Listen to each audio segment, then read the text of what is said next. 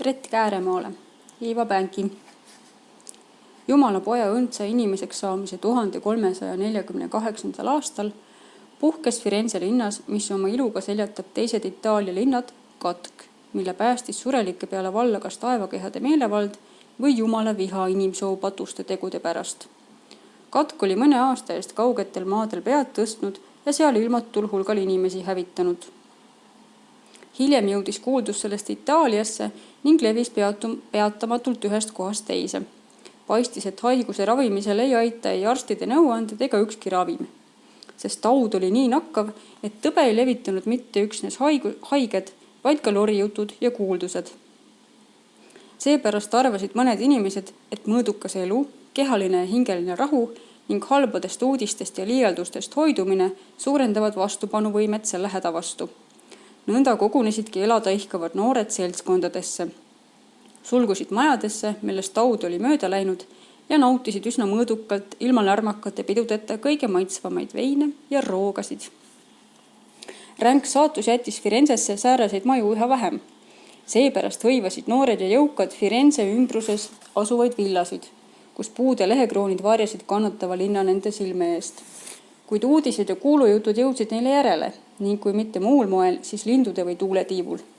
Kord ulatus nende kõrvu ohe, kord valuhüüe, mistõttu ei olnud tervetel asuga Firenze ümbruse villades. Seepärast otsustas üks trobikond noori, et lahkub Firenzet ümbritsevatelt küngastelt ja otsib linnalähistel koha, kus võib hirmud taanduda üksteise seltskonnale ja peenekoelistele mõttevahetustele. Daamid soovitasid esiti Milano ümbruskonda või kaunist Veneetsiat, kuid noorhärrad, kes teadsid, et hirmsat taudi võivad tõkestada üksnes lumised alpid, soovitasid kaugemat, ligipääsmatumat kanti. Pärast pikka juurdlemist ja kaalumist jõudsid nad otsusele, et ei vali oma asupaigaks mitte mõnd suuremat Itaalia linna või neilegi hästi tuntud riiki, vaid mõne ääreala, mis poleks Itaaliast siiski ülearu kaugel. Olgu kas või ääremaa, Donau kallas, pani ette Pamfilo. See maa on nii ohtlik, et piirilt pöörduvad isegi uudised tagasi. Aga inimesed on sealgi sõbralikud, viisakad, näevad head välja, veenis Pamfilo daame. Kliima on seal meeldiv, veenidki nauditavad, võõraste majades on aga kord ja puhtus ja külalisi võetakse alati rõõmuga vastu. Sealsed inimesed on soonilised, tugevad ja nende kehad peavad vastu kõigile füüsilistele hädadele. Kuigi nende kohta räägitakse, et nad sageli nukrutsevad ega mõtle eriti kaugele maile. Aga mis kõige olulisem, selgitas Pamfilo, ääremaalaste keel on nii arusaamatu, et nad võiksid meile ükskõik kui pikalt katkust ja surmast rääkida. Me ei saaks neist ikkagi aru. Pärast arukate ja kaalutletud argumentide kuulmist olid ainult daamid veel vastu. Kui Donau ääres elavad inimesed ei räägi üheski tõelises keeles, kuidas saavad nad siis teada, kui katk, hoiaks Jumal, üle alpide tuleb ja kogu maailma ähvardab? Kuid noorhärrad ihkasid juba Ungari veine maitsta, üksnes muigasid kogu selle hädaldamise üle. Katk läheb neist mööda, selgitas Filostrato, sest ääremaalased ei saa haigust levitavatest kuulujuttudest aru. Mida me ei karda, seda pole olemaski. Sealkandis aga räägivad linnud isegi tuuled teises keeles. Kui me end mõnes uhkes villas või mugavas võõraste majas sisse seame, võime end täiesti turvaliselt tunda. Mida noorem inimene on, seda tegutsemisvalmime. Ka daamid jäid lõpuks nõusse, häbenesid oma äsjast hädaldamist, panid valmis kleidid ja kammid ja saatsid toatüdrukud ette ääremaale. Härrastelgi polnud rohkem tegemist, nad kinnitasid mõõgad vööle, saduldasid ratsud ja võisidki teele asuda. Kuid tee polnud kerge. Kuulujutud ja hirmulood järgnesid neile nagu mustad hädapilved ka orgu. Ometi oli midagi teistmoodi. Põhja pool kandsid inimesed üsna kummalisi rõivaid ja mida kaugemal Firenzest nad elasid, seda veidramad ja arusaamatumad nende kombed olid. Linnud oskasid küll veel ladina keelt, aga ei rääkinud enam firenzelaste, lähisugulaste ja sõprade, vaid tundmatute itaallaste surmast. Ärgem tehkem võõrastest välja, ütles Filostrato. Taud kihutab meil kannul, aeg kiirustab takka, peame põgenema. Sellest, kui palju seiklusi ja vintsutusi neid tabas, kui palju kordi pidid nad võõrastest saatustest kuuldes tegema näo, et nad on kalgid ja osavõtmatud, peame esialgu vaikima. Kuhu nad Itaalia tinase taeva all ka läksid, Ikka taarusid teedel haiged ja kerjused ja võõraste majades teenindati firenzelasi tõredalt ja mornilt. Ükskõik, kus nad ööbisid, ikka saatsid neid tögavad pilgud, nagu oleksid nad lindpriid või komödiandid. Aga viisakuse ja külalislahkuse puudumine polnud ainus veidrus, mis firenzelasi üllatas. Just nagu poleks kohalikke piinanud ainult hädad ja taud, vaid ka tagant kihutav aeg. Nad jooksid ja sagisid hommikust õhtuni, sõid püstijalu, rääkisid paristades ega huvitunud, missugused barbarid, mõtles Neifile, firenzelaste kaalutletult ette kantud ilusatest lõbusatest terviklikest lugudest. Nad elasid mitmesuguste kummaliste seadmete, telefonide, leiutiste, kellade meelevallas ja neid ei kurvastanud ega rusunud mitte vaade tänaval surevatele kaaskodanikele, vaid see, kui nad oma südamest tulevatele kalduvustele, armastusele või sõprusele järele andes mõne aja sõprade seltsis veetsid. Kuidas küll aeg on lennanud, hüüdsid nad ja tormasid edasi, tegemata väljagi headest kommetest või teiste tunnetest. Nagu mõni halb unenägu ohkas Fiammetta, kes suutis algul vaevu leppida uute aegade rütmi ja katkematu mõttetu tormamisega. See pealt ringi tormamine on hullem kui taud, mõtles ta.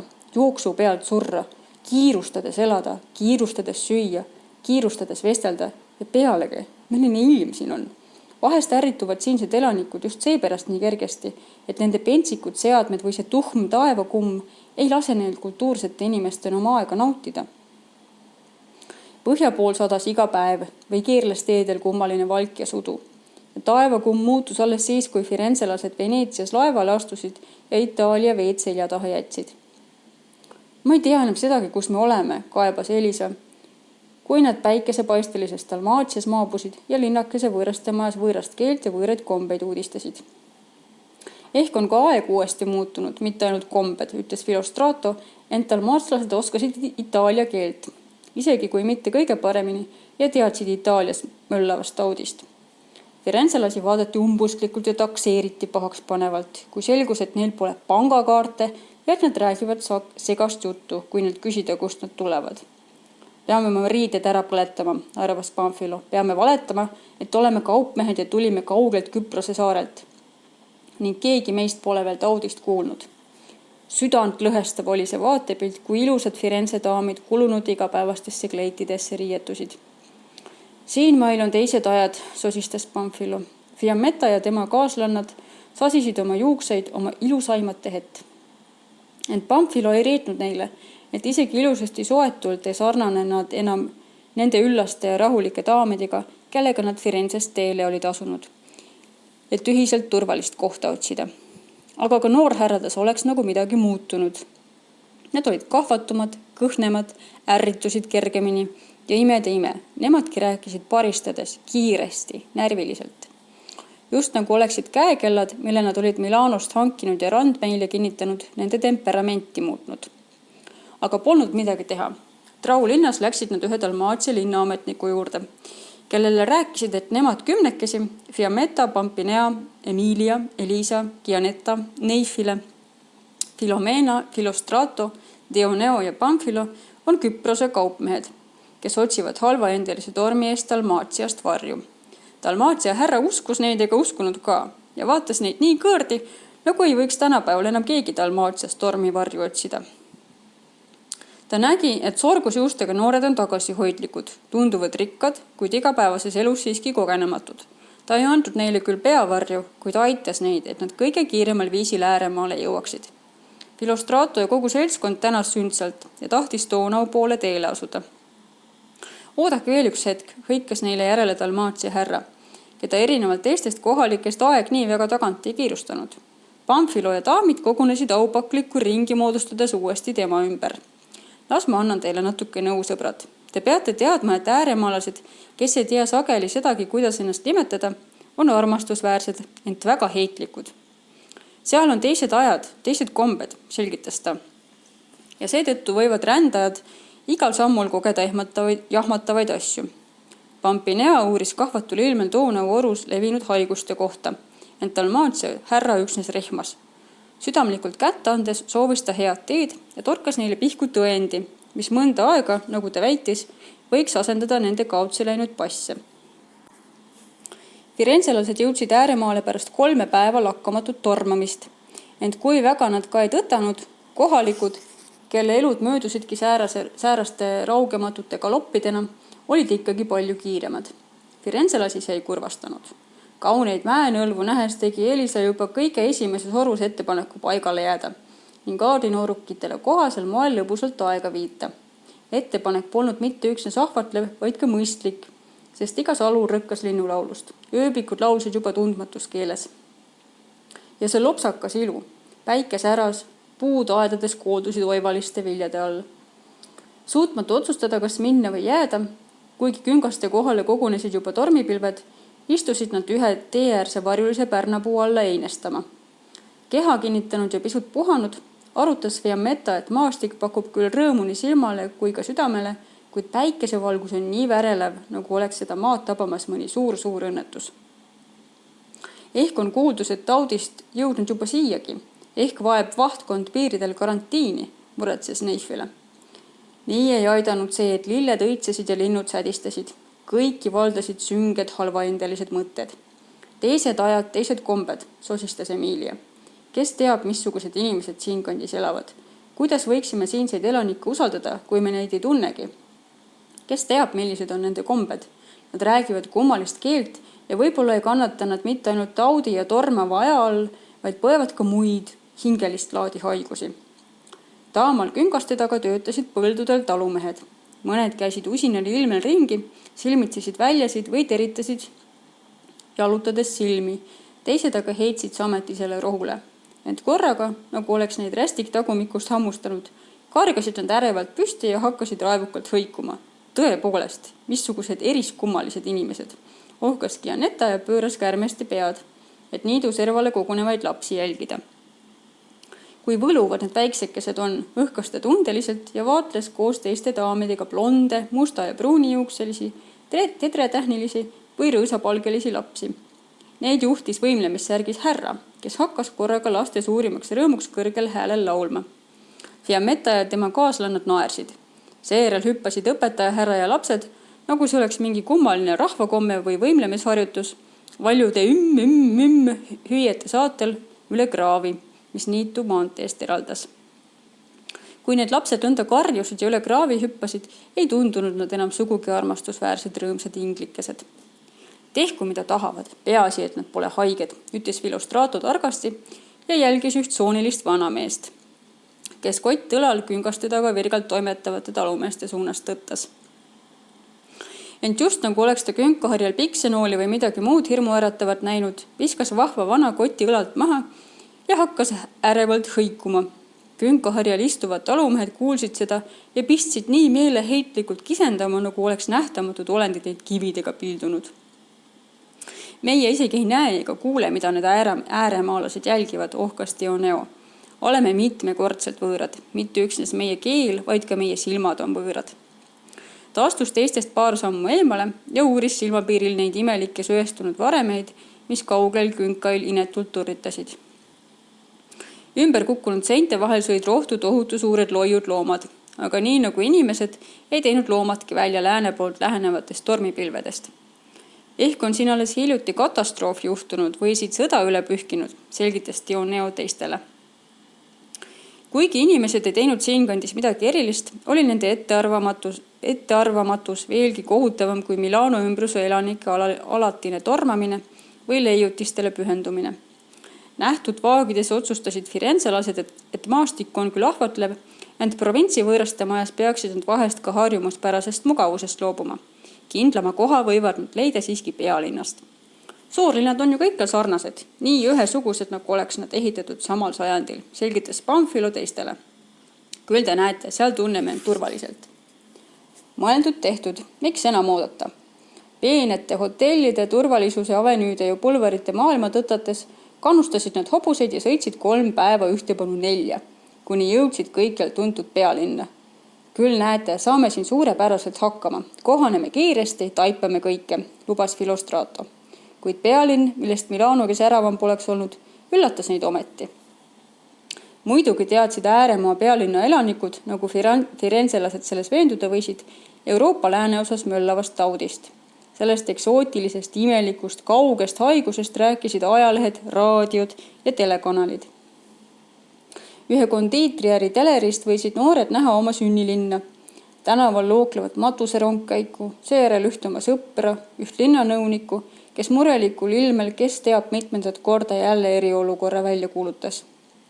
Emilia kiljatas, kuid kondiitriäris istuvad hästi rõivastatud härrad ja daamid tõstsid alles siis pea, kui teleris järgnesid uudised kohalikest rahutustest. Firenzelased jahmusid ja tundsid kummalist seletamatut solvumust. Dioneo maksis ja läks tagasi ükskõiksuses kihavasse tänavavoolu. Kui imelik, nagu oleks ühes ja samas linnas mitu linna, juurdes Elisa pika jalutuskäigu ajal. Mõnel akaatsiatega palistatud külatanumat meenutaval tänaval kägises leierkast. Teisal oli armee rivistus või rongkäik, sõdurid tegid rivitrilli või peeti iludusvõistlust. Kesklinnas jooksis jõe poole peen paleederida, mujal aga valitses südanttängistev viletsus. Tänavanurkadel palusid lapsed almust.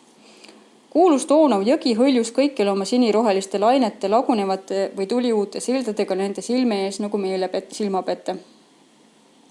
Aga ükskõik, kus nad ka käisid või jalutasid, kõige hirmuäratavamad ei tundunud mitte petlikud sillad ja hooned, vaid inimesed. Emiliale tundusid kohalikud südametud, tahumatud ja upsakad. Elisale tundusid nad tundlikud ja haavatavad. Nad kõik hingasid kergendatult, kui pärast pikka kõndimist linna ühe kuulsa hotelli juurde jõudsid, kus soovisid Dalmatia härra soovitusel sviiti hõivata. Vormi rõivas portjeed, kes kõigis maailma hotellides ladina ja germaani keeli korralikult räägivad, laskusid retseptsioonis seisvate külalistega vestlusse üksnes moka otsast. Kummaline, juurdles Filostrato. Me oleme ju nii muutunud. Varem nõnda peene Elisa laubal punetasid vistrikud ja ta ei kandnud enam peent hõlsti, vaid sandaale ja pükse. Fiammetta tammus Dioneo selja taga lahtise lakaga, teiseldes sõjakat otsusekindlust. Austatud härra, alustas Filostrato. Me sooviksime säilitada oma privaatsust. Seepärast tahame suletud sviiti. Ja ta asetas retseptsioonilauale teemantkõrvarõngad. Peaportjee kergitas kulmu ja jüllitas neid, nagu oleksid nad midagi täiesti ennekuulmatut palunud. Daamid seisid ebaledes Filostrato ümber. Peaportjee aga, kas siis teemantkõrvarõngaste või firenzelaste sündse käitumise mõjul, naeratas lõpuks. Mõtiskles pisut, piipas teenritele ja palus noored sviiti juhatada. Nüüd võime lõpuks rahuneda, ehk on alandustel ja hulkumisel lõpp, ohkas Pamfilo. Ent neil kõigil oli tunne, et selja taga kõndivad jooksupoisid naeravad nende üle. Aga milline nägi siis välja see kõrgeimal korrusel asuv pargivaatega sviit, mida punase näoga peaportjee oli põgenikele soovitanud? Nii nagu firenzelased soovisid. Uhke, silmipimestav ja turvaline. Vaasides lõhnasid roosi ja orhideekimbud ja kui seinu ei ehtinudki originaalmaalid, siis vähemasti rõõmsad koopiad. Elutuas laulis puuris väike vint. Pealegi veel, nagu Gianetta arvas teadvat, armastusest ja mitte kannatusest, hävingust ja surmast. Mõne minuti käisid nad imetledes toast tuppa. Seejärel tellis Pampinea telefoni teel lillelised päevatekid, samal ajal tegeles Dioneo parimate roogade ja veinide hankimisega. Aga millega aega viita? Kui nad kardinad eest tõmbasid, nägid nad pealinna tänavail liikuvaid seltskondi. Parki suunduvaid noori emasid, tänavanurkadel kogunevaid papist mõõkadega mehi, mägede kohal tiirutavaid tohutuid linde, millest nad ei taibanud, kas need on masinad, hiiglasliku kasvu habekotkad või kõrgusse riputatud kaltsutükid. Aga mitte üksnes linnud, vaid ka harilikud jalutajad tundusid väga iseäralikud. Vahel hüüdsid nad tänaval üksteisele midagi ja seepeale, imet, langesid surnult maha. Ennäe, sõnad nakatavad siin ka haiguseta, ütles Filostrato targalt. Nüüd aga jätkem muhkkatk, jätkem poliitika, soovitas Fiammetta.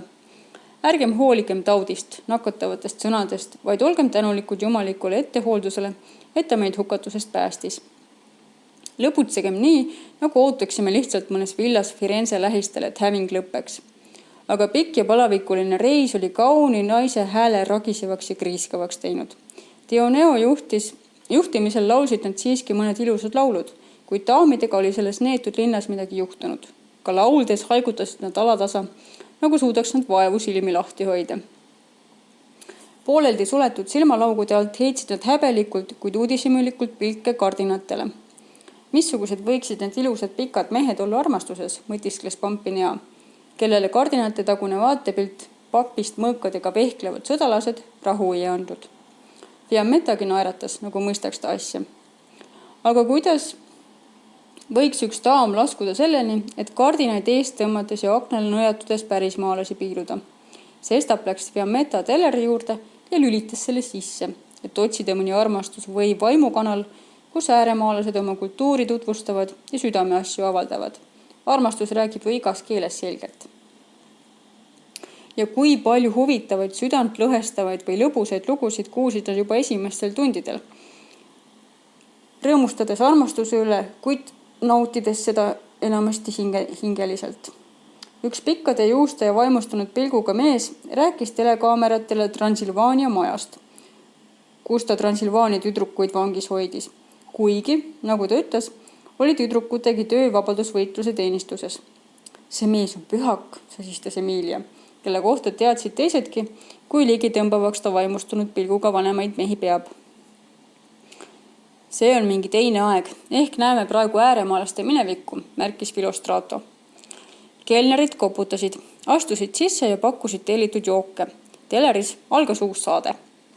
Seal rääkis suurvürstist hakkajam, kuigi mitte nii poeetiliselt ilus, terava pilguga jässakas väejuht oma edvistavast naisest, kes teda piisavalt ei hinda.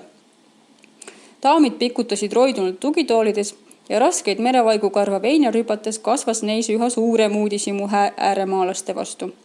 Kahju, et need suured härrad endast mingit tervikliku puändiga lugu ei räägi, ütles Pampinea. Jah, midagi on puudu, jõudis Filostrato endas järeldusele. Keelest said nad hästi aru, sest juttu oli ju armastusest, aga igas loos oli midagi segavat. Juttude tagant vilksatas teine jutt, kurva lõpuga. Vaevu varjatud lugu. Need ungarlased ei oska ilma poliitikat asjasse segamata isegi armatseda, järeldas Fiammetta. Aga oli juba hilja, nad tüdinesid telesaadetest. Eluolu ei huvitanud neid nii kuigivõrd ning otsustasid vaimudega rääkida. Järgmisel päeval esitavad nad ise küsimusi armunud ungarlastele. Dioneo ei kõhelnud kaua. Ta tellis telefoni teel kristallkuuli vaimude väljakutsumiseks. Iga päev kuulame üht häält, ühe armunu häält, korraldas Pampinea targasti. Ja sellestki pole midagi, ütles ta, kui väljakutsutud hääl on segane, kui me liigse poliitika, intriigide või ärevuse tõttu oma jutustajat hästi ei mõista. Kuni taud kestab, lõbutseme selles kummalises pealinnas ikkagi hästi. Aga et me tänagi tegevusetult ei istuks, palun Filostratot, et ta jutustaks meie imelisest saabumisest. Filostrato tegi daamide poole kummarduse ning alustas lugu Firenze katkust ja nende õnnelikust pääsemisest. Aga kui palju pilget voolas sellest ilusast terviklikust jumaliku Boccaccio novelliga sarnanevast loost. Filostrato rääkis piltlikult kõigest. Mitte ainult neist endist, vaid Itaaliast, Dalmatia härrast, ungarlastest. Nii et daamid häbitundes pitstas taskurätikud näo ette kergitasid või häid maneere unustades täiest kõrist naersid. See pole minu süü, selgitas Filostrato. Ma ei saa midagi parata. Mingil moel mõjutab see hotell sedagi, mida ma meist arvan. Ehk tasuks meil palgata kirjutaja, kes märgib üles selle, mida vääriliseks peame, juurdles Dioneo. Kas leidub meie teenrite hulgas üks Giovanni nimeline hakka ja tubli noormees? Üks Pamfilo tallipoistest jässakas noormees tõusis kohmetult nende ees püsti ja küsis, mis keeles ja kuidas tuleb lood kirja panna. Kuidas soovid, pojake? Peaasi, et see oleks mõistetav ja meeldiv. Sõnas ta nii osavalt nagu siis, kui sa Firenzes Itaalia luuletajate ja kõrgaartlike elust kirjutasid.